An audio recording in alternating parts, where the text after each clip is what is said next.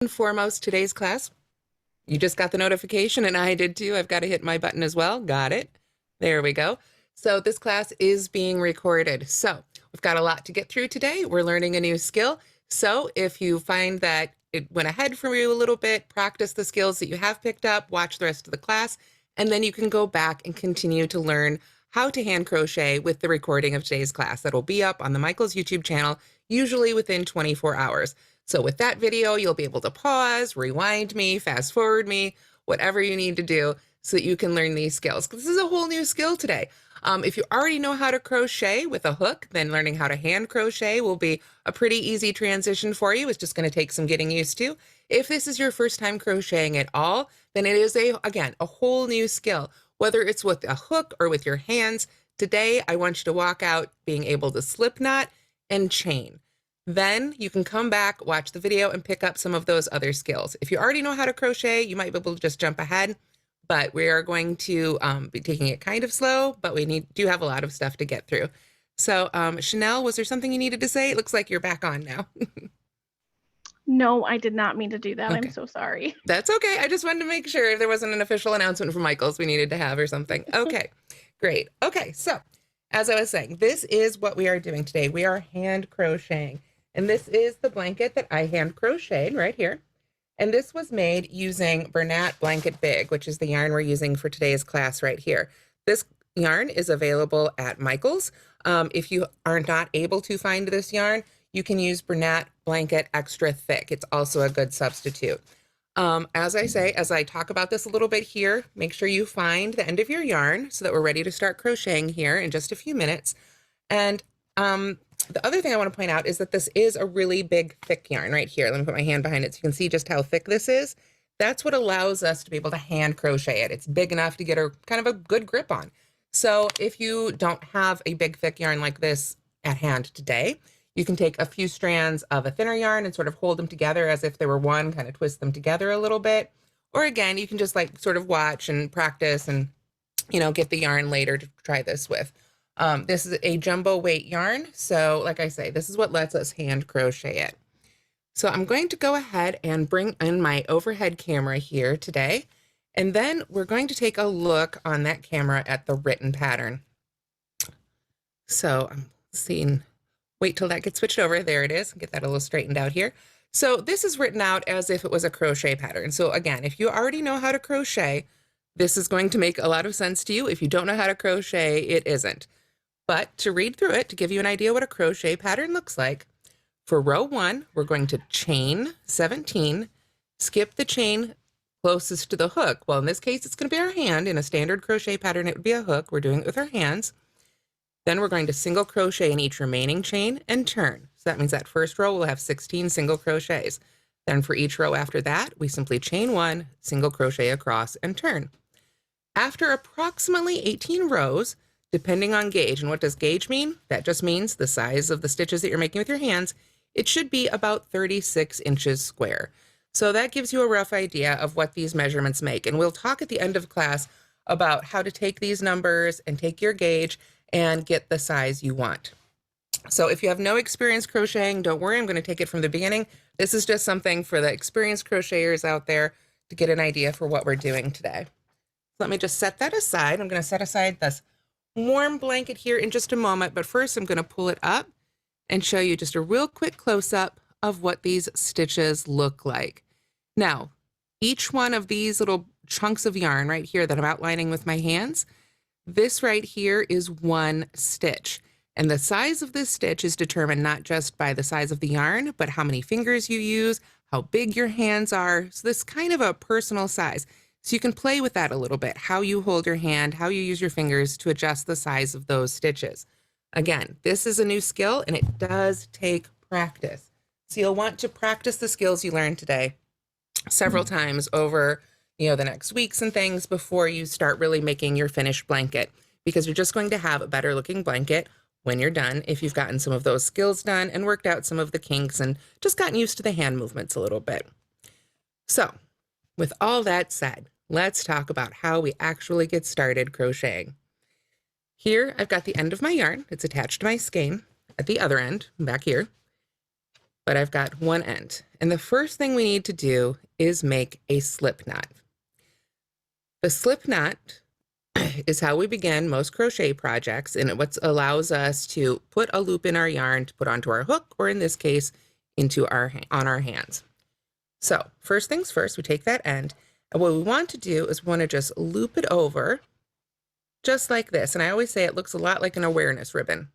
You know, those awareness ribbons we were all magnetizing to our cars a few years ago, just like that. So let me pull it out straight again, and we'll do that together. We're going to just loop it right over itself like that. And we want to come in several inches on this yarn. Don't do it real close to the cut end. We want to be several inches in because this is big, thick stuff. So each stitch is just going to take up that much yarn. So once you've got that loop made, then we're going to take this tail end of our yarn, and I want you to slide that right underneath that loop, just like that. Then you take your fingers and you reach into that loop, and we're going to grab that guy right there. Grab that tail end, and then pull up on that loop right there with those fingers, and at the same time with your other hand, pull down on the other ends of the yarn. There we go. And that creates our slip knot. Don't worry, I'm going to do it again. But the great thing about the slip knot while we have it here is that it is adjustable. So you can pull on this end to make it bigger or smaller, whatever you need to do. Now with this fuzzy yarn, it can take a little bit more, a little bit more muscle, but you can pull out on it and adjust for size. So what happens if you don't like your slip knot? You just pull on your ends and it comes right out. Great thing about it. So let's do that together again. We're going to start with our slip knot. Here's the end of my yarn. I'm going to come in several inches. With this big thick stuff, I'd say go ahead and come in about 10 inches or so. Don't have to measure it, just eyeball it. Then make your loop, your little ribbon loop there. Then put that end right behind the loop or right underneath it. Then remember, we're going to go in with our fingers, pinch that, pull down on the ends, and pull up on the loop. And that creates our slip knot right there. Okay, so do we have any questions right away on the slip knot? It looks like we're all following along. Okay, good. I usually have a lot of questions on that one, so I think this time we got it. That's good. All right, so now we've made this loop, right? What are we going to do with it? Basically, we're going to go ahead and put it on our hand. You could put it on 2 fingers, 3 fingers, 4 fingers, whatever works for you. But you want to go ahead. I like about 3 fingers. That's about the size I like to do. Then what we're going to do is we're going to start chaining. So the slip knot and what we're doing now, the chaining, is what I want you to practice tonight if this is a totally new skill for you, if this is your first time crocheting. And to chain, what we're going to do is we're going to take, this is the end of the yarn attached to our skein. We've got our little cut end, the end of our yarn right here. This is attached to our skein. What we're going to do is called a yarn over. We're going to take this yarn and we're going to go over our fingers towards us. So what we don't want to do is come up underneath. What we need to do instead is come up over our hands. That's called a yarn over. So if you're left-handed, and I won't be able to do everything left-handed, but I can at least do this part. If you're left-handed, you do the same thing. You get your fingers in there, take the end of your yarn, and you come up over your hand, just like that. That's your yarn over. And you can really push this loop back on your fingers for a little bit more room. Yarn over your hand, just like that. Okay? Now I'm right-handed, so I have to switch back. There we go. So now we're going to yarn over our hand, and then you're going to take these little fingertips here, and you can do it. You can get your thumb in there and grab it if you want to. You can put it between your fingers to pinch it. Whatever works for you, yarn over, grab that yarn, and just pull it up through that loop until that new loop is about 3 fingers again. When you've done that, you've made 1 chain, which is right there. That is our first chain. You see how it kind of looks like a V there on top? That's a chain. This is our active loop. We don't count this as a chain. If you're familiar with knitting, that can be really confusing when it gets to crochet. We don't count the loop that's on our hook or our hands. We just count the finished stitches as our chains or whatever it is that we're counting. This is our active loop. So now we've got one chain made. To continue, we do it again. Yarn over with the yarn, grab that yarn, and pull it up through the loop. Now we've made 2 chains. And if we look at the top here, you can see, let me pull my hand out of the way, we've got 2 V's. There's one V right there, and then nested right into it is another V right there. So now we've made 2 chains. If you go under, it's just not the standard way to crochet, and it's going to put a different sort of twist in your stitches. It's just going to give it a different look. Generally speaking, in crochet, you want to yarn over all the time unless otherwise specifically directed. So what if we don't like our chains? We just pull them right back out, just like our slip knot. We just give a tug on our yarn and they all go away. When you're learning to crochet, again, whether it's with your hands or with a hook, you're going to be pulling out your stitches a lot. It's just part of the process. It's getting used to making them. And every time you do a big long chain and pull it out and do it again, it's going to get better and better. Your loops are going to get more even. They're going to get straighter. You're going to get rid of the twists. It just takes practice. So let's do that again. I've got my slip knot made. I've slipped it onto my hand. And now I'm going to yarn over, grab that yarn, and pull that loop up through. And I want to keep the part, you see, as I'm pulling up on it here to create this new loop, the part that's attached to my skein here, the part that's moving up through that loop is in front of my hand, facing me, not behind my hand. And that's where I want it to be. I want it to be in front of my hand as I pull through up on that loop. Just like yarning over, it'll keep things from getting twisted. So if that gets a little too big and floppy, we just give it a little tug, pull it back down to about 3 fingers or so. Then we yarn over, reach in, and pull that loop up and through. We just want to keep that section that's moving in front of our hands facing us. Then we keep going. Yarn over, grab that loop, and pull it through. Yarn over, grab that loop, and pull it through. This is chaining. It is the most basic stitch of crochet. It is what everything else is kind of founded on, and it is the biggest thing to learn. It takes practice to make a nice, even chain. The first chains I made were incredibly wonky. The first chains I made with my hands were wonky. That was after years of crocheting with a hook. It just takes practice and getting used to using your hands in a different way. So we yarn over and pull through. And if you mess up, not a big deal. We just take it isn't ruined. It's not like, paint or other supplies where you've ruined it by using it. Great thing about yarn, we just give it a tug and all those loops just come right back out and we can start again. So let's do that one more time and then we'll move on to our next skill here. I'm going to go ahead and just pull all these loops right back out. So back down to my slip knot. Get my fingers. Sorry. Yes. Do you mind if you show us the slip knot one more time? Sure, no problem. Thank you so much. We're all the way down here, and absolutely, like I say, that's the great thing about crochet. Don't be afraid to pull out what you've done and start over. Totally part of the process. I do it all the time. We've got our end. We want to come in about 10 inches or so. Just eyeball it. Create a loop. Just fold it over just like that, just like an awareness ribbon. Okay. Let's make that a little bigger. There we are.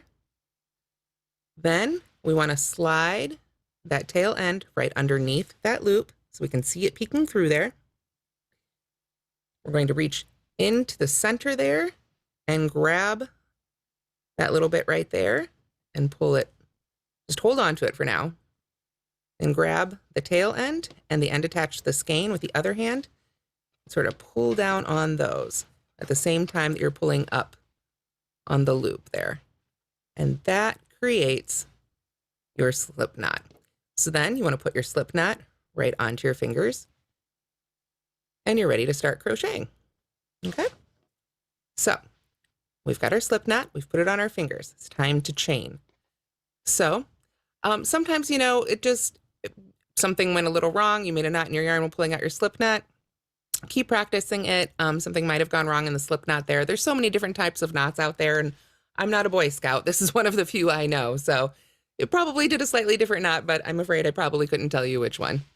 So keep practicing it and then keep practicing the chaining. So to chain, we've got our loop on our hand. We want to yarn up over our fingers, grab that loop and pull it through. Over our fingers, grab that loop and pull it through. And just keep practicing this until you see your chain really starting to have sort of all the same size loops. It doesn't look all twisty. And I'll show you what that looks like here in a minute. I'm just going to make a few more. Now, the pattern I showed you at the beginning is for a blanket that's 36 inches by 36 inches. That's when you basically 16 stitches across, 18 rows. But you can use this technique to make a blanket of any size. And that's what I really want to talk to you about today. It's just a technique for learning how to crochet with your hands, so you can ultimately make any size project you want. So today, for demonstration purposes, I'm just going to make a little thing here, basically a oversized coaster or maybe a trivet. So I'm just going to start with a few chains here. So let's go ahead and look at our row of chains that we've made. You can see right there's our slip knot, and I want you to look for that. There's a V, that's one chain, 2, 3, 4, and there's 5. Now that's our active loop, so we don't want to count that one. So right now we've got 5 chains made, and this is what they should look like from the top. Again, when you're just starting out, they won't look like this. I know mine certainly didn't. From the underneath, it should look about like this. Underneath, you've got sort of those sides of that V, but you can see popping up in the middle there, there's one strand underneath on the bottom of the stitches there. There, there, and there. If we turn it sideways, you can see there's the tops of our V's, and underneath, we've got this row of humps right here. 1, 2, 3, 4, 5. And this right here are the underneath humps of the chain, sort of like Loch Ness humps. That's what I always think of them as, sort of those humps that we see in those pictures of the Loch Ness monster peeping up above the water. And when you crochet into a chain with a hook, following, a standard crochet pattern, you can work into different parts of the chain. Lots of people like to work under the top 2 loops of the chain when they go to crochet back into the chain. I'll be showing you how to do all this in a minute, but we want to talk about where we can be going. For this project and for projects like it, I like to recommend that you work into the chain by going under that back hump. And the reasons for this are that it's going to give you a nicer finished edge on your blanket, which I'll be able to show you on the finished blanket at the end. And it's also, some people just find it easier to find that one center hump rather than going under the 2 loops. So if you prefer, you can go under the top 2 loops. You can go under just one of them. But the main thing is to be consistent. When you start your project, your finished project, while you're just playing and learning, you can definitely go crazy and try different things. But when you're making your finished projects, you want to do the same thing all the way across. So that's something to look for. For today's demo, I'm going to be going into that back hump. So after you've got your chain made, which is going to be about the width of your blanket, what we need to do to continue with row 1, get my hand back in here, what we're going to do is we're going to actually skip the chain closest to our hand. For those who saw the written pattern at the beginning, it said skip the chain closest to the hook. We're not using hooks, we're using our hands. So we're going to skip the chain closest to our hand. And the reason we do this is because it's going to act as our turning chain. Basically, it's going to be a little ladder that gets us up to the height of our stitches right there, so that they can stand nice and tall all the way across. That doesn't have to sort of grow up into a hill. It's the little ladder that lifts us up to our height so that we can then work across. So right now I've got 5 chains made, so I can make 4 stitches, okay? So I'm going to skip the one right there. Let me pull this out of the way. There is that back hump in the stitch that's closest to my hand. So now I'm going to find the next one. I'm going to go ahead and grab that loop right there. Now I've got our active loop on my hand. The end that's attached to the skein is in front. I can see that right there. And there's the loop we're going to go into. So now I'm just going to slide my fingers right under that loop. Just like that. So I've got the active loop that was on my fingers, and I've squeezed a couple fingers into that chain. And it's okay if you can't squeeze all 3 fingers in there, but you should be able to get at least a couple. Then we're going to yarn over again. So let me push these loops really far back on my fingers to get myself a little bit more room. Then I'm going to yarn over. Again, I want to pull my yarn up over my fingers, and then grab it however I can. And now I'm just going to pull it through that chain, just through the loop from the chain. And I will be showing this again, absolutely. So I've pulled it up through the chain. Now I've got the active loop, and I've got this loop that I pulled up through the chain, and I've pulled them up to be about the same size. So then I'm going to yarn over again,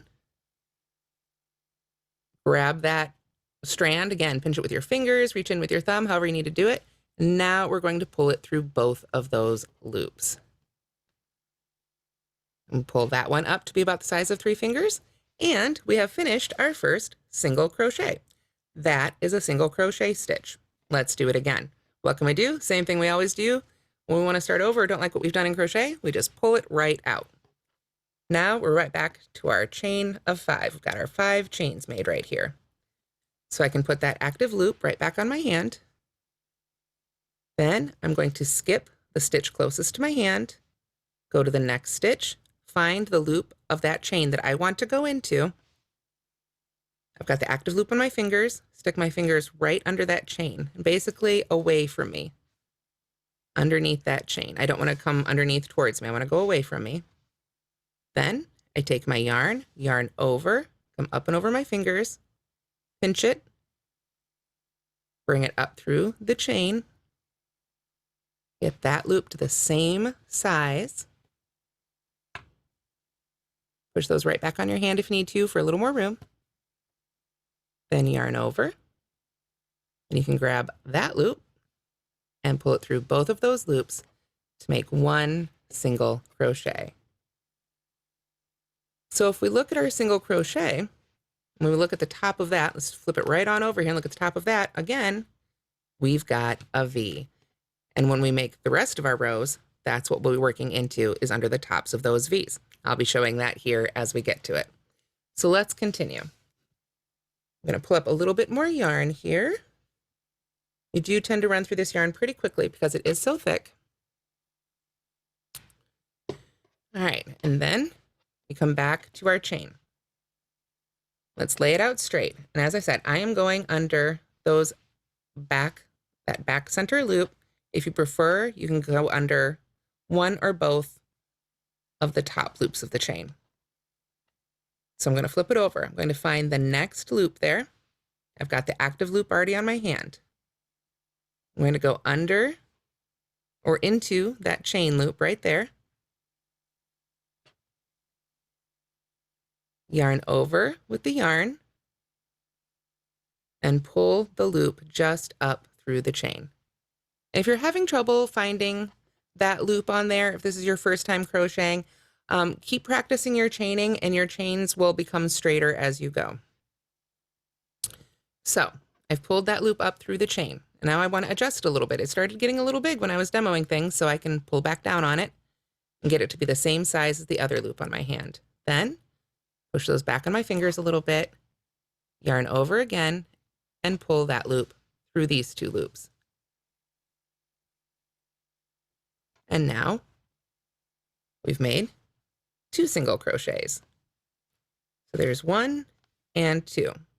And they're a little different sizes right now. I'm going really slow to demo, so my gauge and tension is a little off.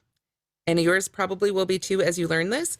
And again, as you practice it more and more, these stitches will become more even. They'll become a lot more similar. They'll start looking more like each other, and you'll start seeing how these different loops form. It just takes practice. Learning how to read your crochet stitches can take months. Honestly, it took me a very long time to learn how to read my crochet.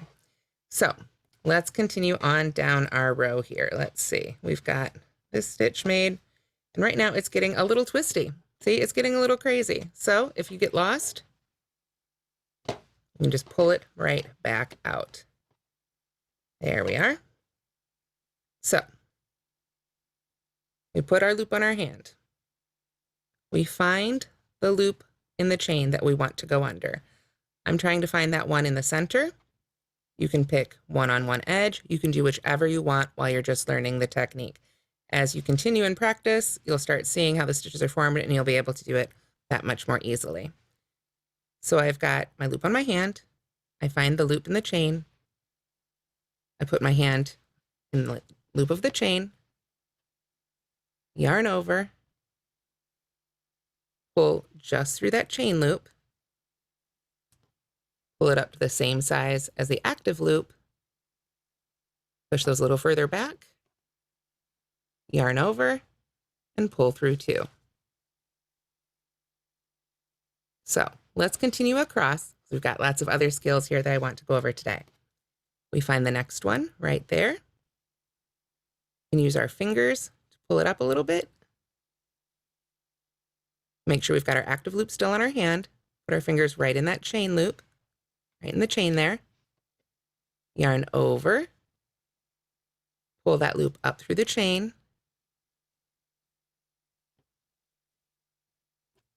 There we go.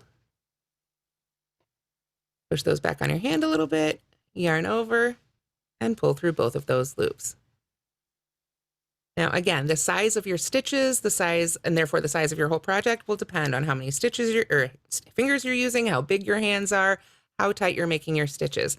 So this will vary as you practice. Right now, when you're beginning, your stitches are going to be very different sizes. That's normal. As you go, they will become more even. So we've come down to our last chain here. You can see there's our slip knot. So there's the loop I want to go into. So I'm just going to go ahead and put my hand right in there. Yarn over again. Pull that loop just up through the chain. Get those 2 loops to the same size again. Yarn over. Oop, there we go. And pull through those 2 loops. So with that, we have finished our first row. So now we have 4 single crochets made. You'll remember we started with 5 chains. We skipped 1. That's our little turning chain right there. And then we've got 1, 2, 3, 4 stitches. That's what it looks like from the front. Let's look at it from the top. There we see those nested V's again, sort of those V stitches. If I turn it this way, might be a little easier to see. There's our first stitch there. 1, 2, 3, and 4. And that's our active loop. So that one doesn't count as a stitch. So now we have our first row made. For our little swatch here, our little demonstration, 4 single crochets. So let's see. Next thing to do is move on to row 2. For row 2, we're going to be going back and working back into those stitches we just made. We're going to be going this time under those top 2 loops. And don't worry, I'll be demonstrating all that as well. But in order to do that, first thing we need to do is turn our work. So I'm going to get my hand back in this loop. Make sure that what's moving is in front of my hand. And then because I'm right-handed, I'm going to turn my work like it's the page of a book. Like I've been reading a book and now I'm just going to flip it over this way. If I were left-handed, let me get myself sort of arranged here. So if I were left-handed, this would be a slightly different, would have my active loop in front here. But if I were left-handed, I would then, as if I were going back in the book to see what I forgot. So you just want to turn it just like the page of a book, basically. There we are. Get this started. There we are. So now we turn just like the page of a book. And now we can work into these chains, or excuse me, these stitches. But first things first, before we start making single crochets into this row, we need our little ladder, our turning chain to give us our height for row 2. So just like we were chaining before, we've got our active loop on our hand here. We yarn over, pull that loop through, and now we've made 1 chain right there. And that's our turning chain. That's our little ladder for row 2. It brought us up to the height so that our stitches can be nice and all even all the way across. So after that, it's time to start crocheting into the first row with the second row. So here's what we want to look for. Remember we talked about that V on top, and then we're going to be going under both of those loops. when you look at the stitches here, and because we've turned it over, we're actually looking at the back of our first row of stitches here, you can kind of see a little dark spot right there, right there. Takes some getting used to. Again, as you learn to read your crochet, this will become more and more obvious. But there's a little spot right there, and if I stick my finger in that spot, then I can see that I have those two strands right at the top of the stitch above my finger. That means I am in the right place. So let's come back over here. I have got my active loop on my hand. I've got my turning chain, so I don't need to skip any of these. I'm just going to skip over basically that turning chain for our height, then find that first stitch. I look for that little dark cave right there. I can check and make sure. Yep, I've got those two loops on top of that hand there, so that's the right spot. So with the active loop on my hand, I'm just going to put my hand right in that spot, right there. Yarn over again, grab that yarn, and now I'm just going to pull it up through the stitch right underneath both of those loops. There we are. So now I have two loops the same size on my hand again.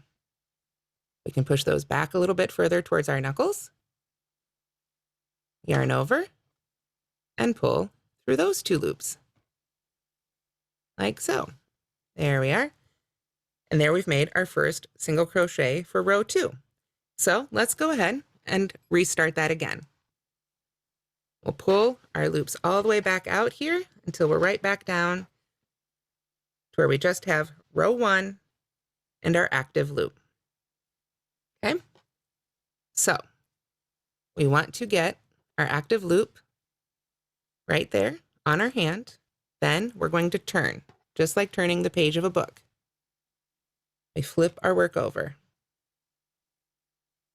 Then we need to make a turning chain, the little ladder that lifts us up to the height for our new row. So I've got the loop on my hand, make a little space here, yarn over, and pull through for one chain. And there is our one chain. You can see our little V right there. Then we want to take a look at our first row. And we want to look for that little dark spot right there. You can kind of see there's a little space right there. You can see our little table if I pull it apart. If I put my finger in there, I've just got two loops right on top of my finger. That means it's the right spot. So I want to insert my hand under those two loops. Go ahead, and it's just yarn. It's nice and squishy, so squish it on there. Don't be afraid of hurting the yarn. Then you can yarn over with the yarn there. Pull it just through the stitch. There we are. And pull that loop up so it's the same size as the first loop on your hand there. Then we can shove those together out of the way a little bit. Yarn over again, and this time we pull through both. And there we go. Now we have that little V at top and one single crochet in row 2. So then we can continue across. We get the loop right back on our hand and work our way across the row. Look for that next little cave right there. Stick your finger in there. Look for those two loops on top of your finger. Make sure you've got two loops up there. That tells you you're in the right spot. Then you can slip your hand in there as well. Yarn over with your yarn. Pull it up through the stitch. Pull that loop up to the same size as the other loop. Then yarn over and pull through both of those loops. And now we've made 2 single crochets. 1, 2. So now we continue to work across. Come all the way across here. You can kind of see how there's a loop right there. We can sort of follow on over into our next little cave here. Make sure we're in the right spot. 2 loops, that's our spot. So get our active loop back on our hand. Insert your hand right in that spot. Yarn over. Pull that loop up through the stitch. Now you've got 2 loops the same size. Yarn over again and pull that loop through those 2 loops. There we are. And then finally, we've got one stitch left right there. And that one, just again, look for that little strand right there, follow it across. There's where we went in for the last stitch. You can see it's still attached there, kind of to our hand. Follow that loop on over. We've got 2 loops on top of our finger. We're in the right spot. So we can put our hand in there, yarn over, pull that loop up through the stitch. So it's the same size. Yarn over again and pull through those 2 loops. So that finishes row 2. And again, we should have 4 stitches. 1, 2, 3, 4. And then if we look at the top, got 1, got our V right there, 2, 3, and 4. And then there's our active loop. So as you learn to crochet, and again, this is a lot of skills, this is a lot of stuff. If we were in person, you know, and I were teaching you how to crochet with a hook and we had a series of classes together, I would have stopped today at chaining. So again, if you're not familiar with crochet, tonight, if you can get and figure out and start chaining, that will be a great beginning. But this is what it should look like after a couple rows. And again, this is going to take practice. So when I first started crocheting with my hands, my stitches did not look this even. They did not look this similar to each other.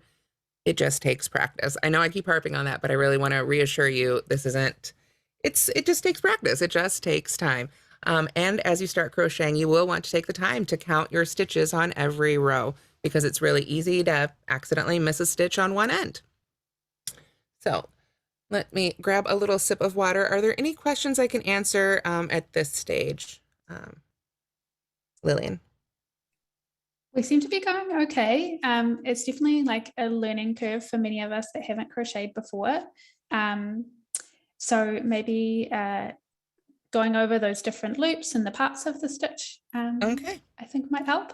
Absolutely. A few of us are keen to see how you turn again as well. Absolutely. And it's the perfect time to do it. So we've made our 2 rows. So it's time to do the exact same thing. Basically, from here on out, every row is going to be exactly what we just did in row 2. So we're going to do it all over again as we keep going. We get that hook or that loop back on our hand. It's so natural for me to say hook because that's most of the crocheting I do, of course. And I did see one question pop up right away. The bottom of my piece is tighter. And by that, you probably mean the chain. This is something that happens to people who crochet with a hook too. It's very easy to make that starting chain that we worked all that first row of stitches into a little too tight. That's a very, very normal thing. It happens when you're learning to crochet with a hook. It happens when you're learning to crochet with your fingers. When you make that beginning chain, you may want to use one more finger than you use to make the rest of your stitches with. If you're crocheting with a hook, for example, some people use one hook size bigger to make that starting chain. So if you have that problem, just try and make your chains a little bit bigger before you go and work back into them. So yay, Terry has been practicing and has made a chain, and that is absolutely fantastic. That is huge, seriously great progress for learning to crochet in one night. So let's say it's time for row 3, 4, 5, whatever row it is, even row 2. From here on out, like I say, they're all the same.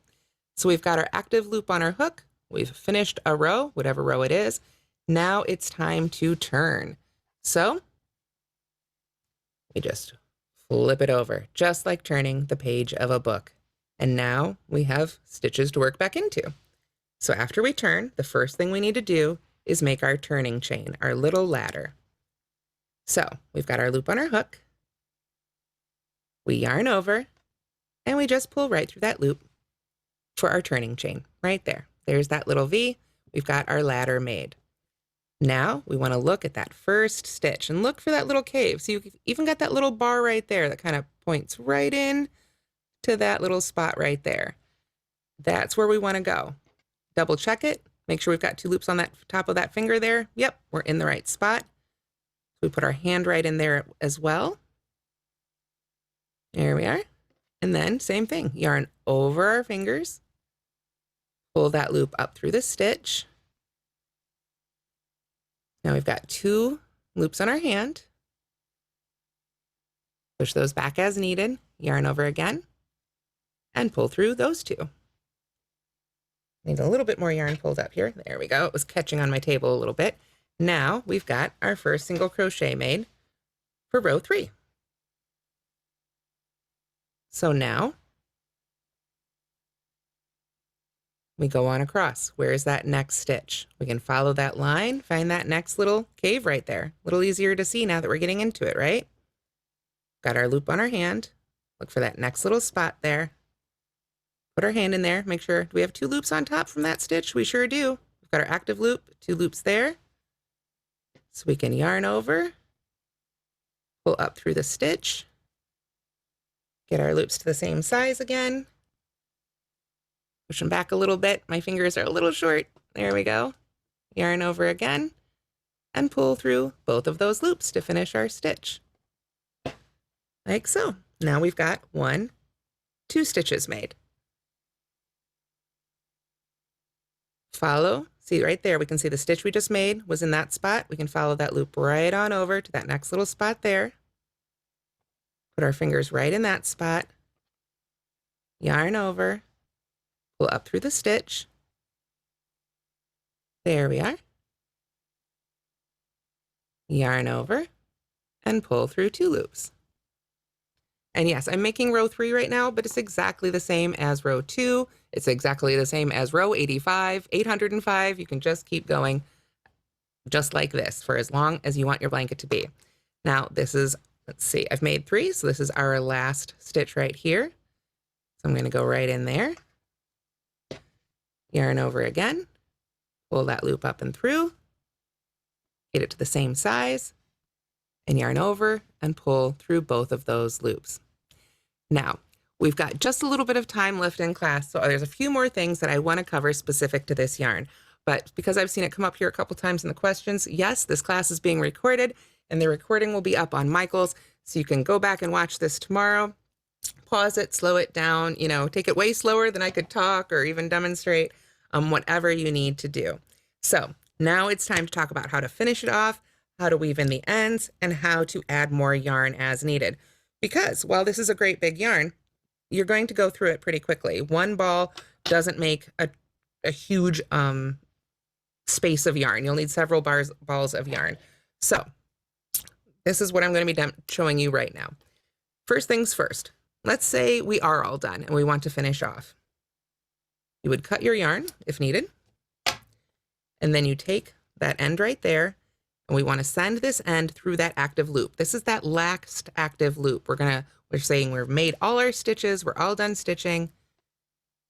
We want to take that end right through that active loop, pull it all the way through, just like that, and give it a little tug.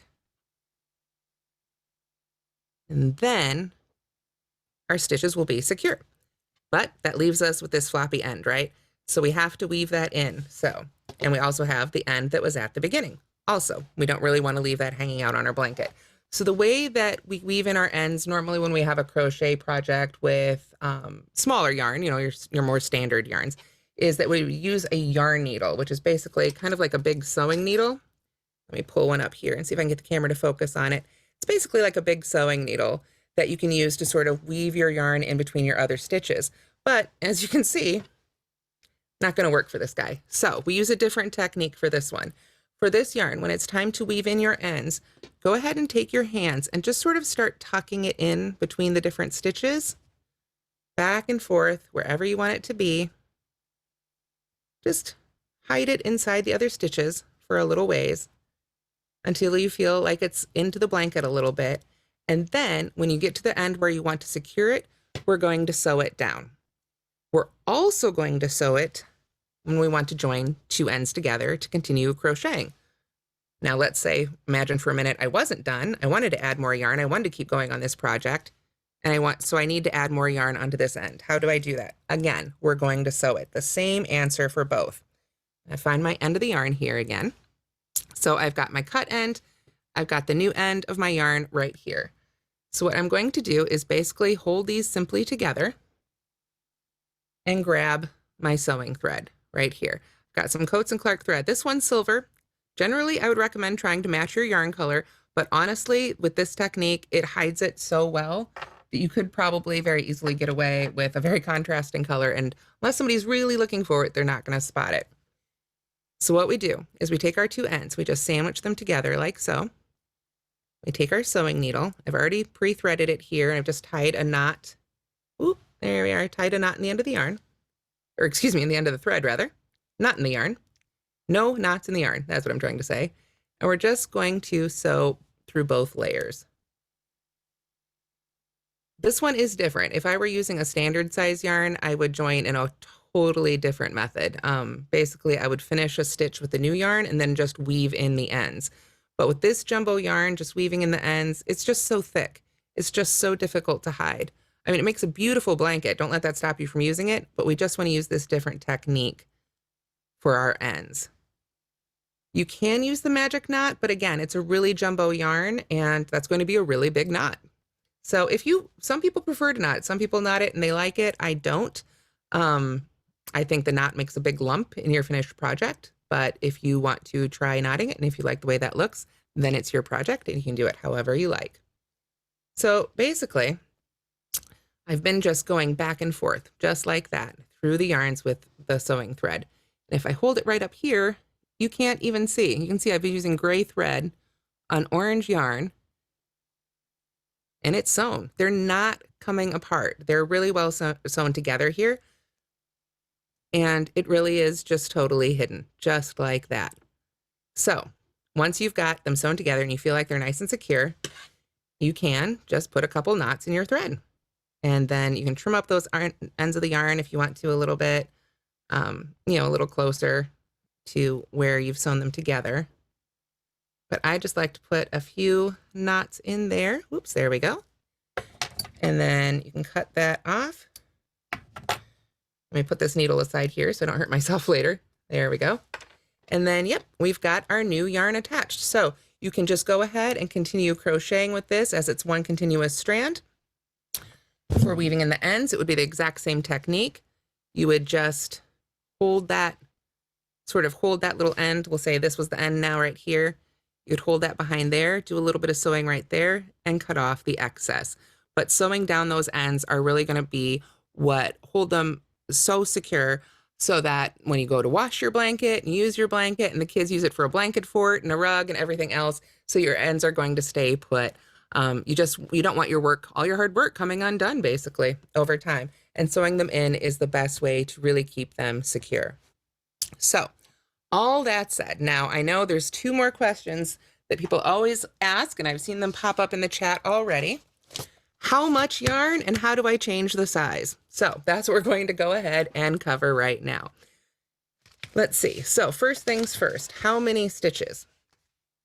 The blanket that we've been talking about here today is a 36-inch by 36-inch blanket.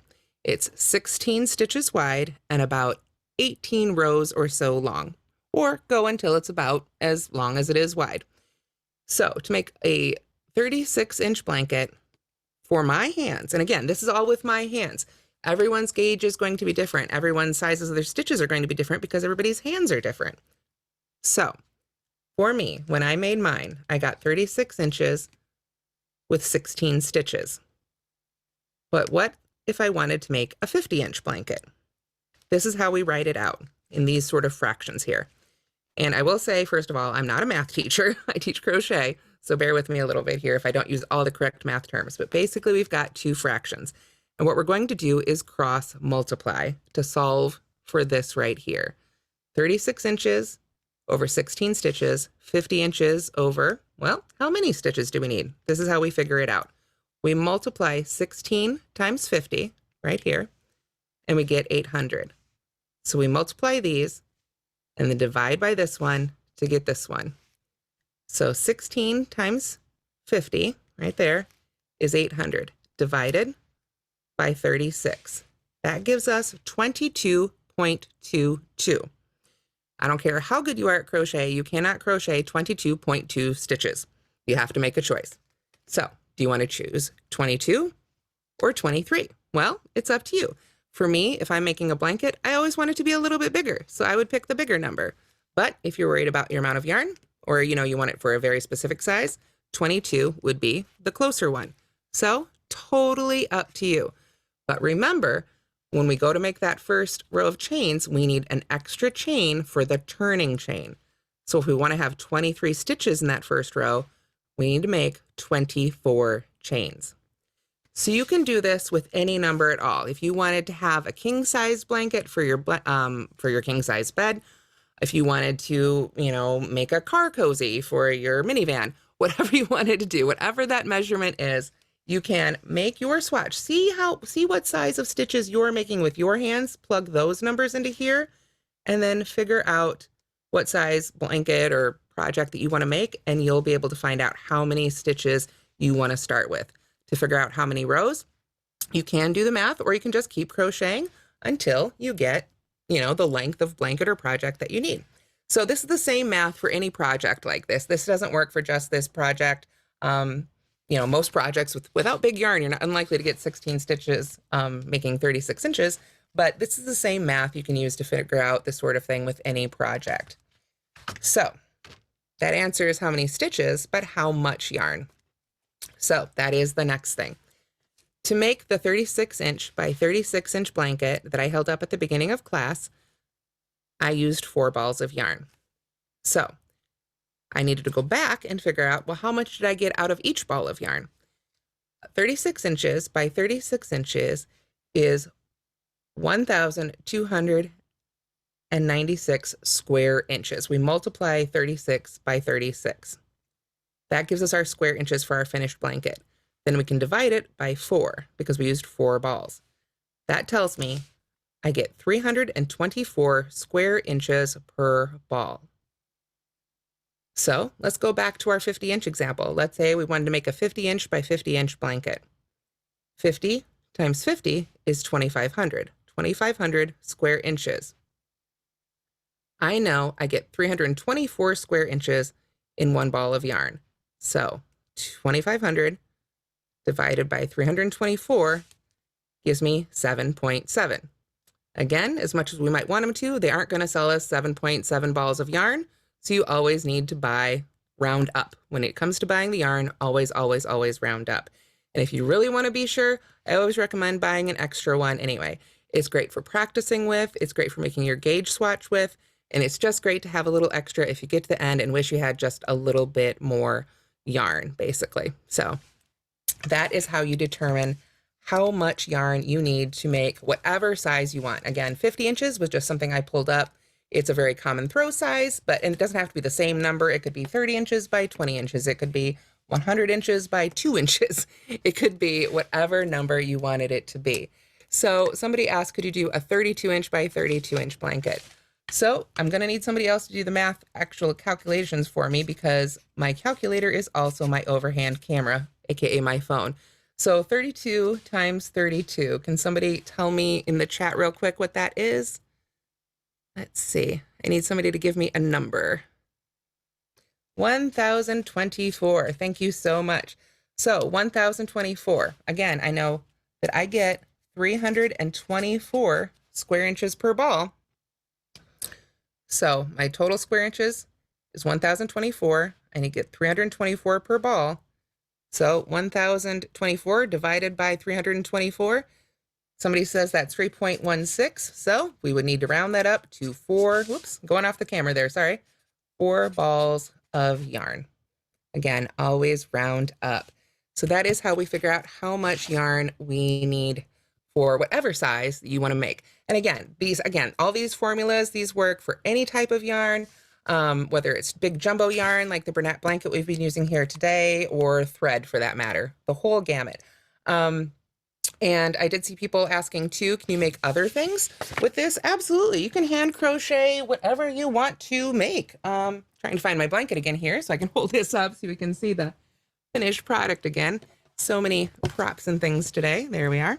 So this is your end goal. This is not what your stitches are going to look like tonight. These are what your stitches will look like with a lot of practice.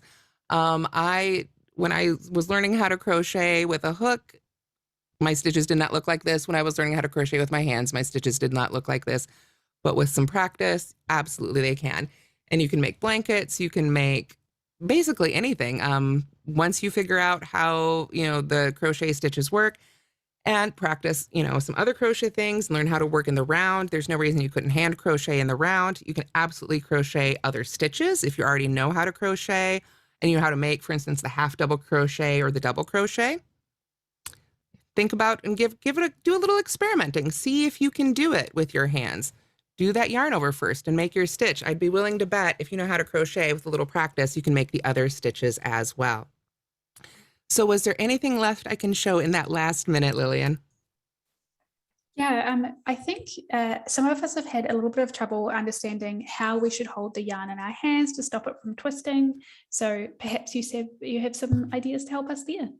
Well, basically, let me find a yarn end here now that I've sewn them all together again. Let's see, and cut off all the swatch I've been making so far.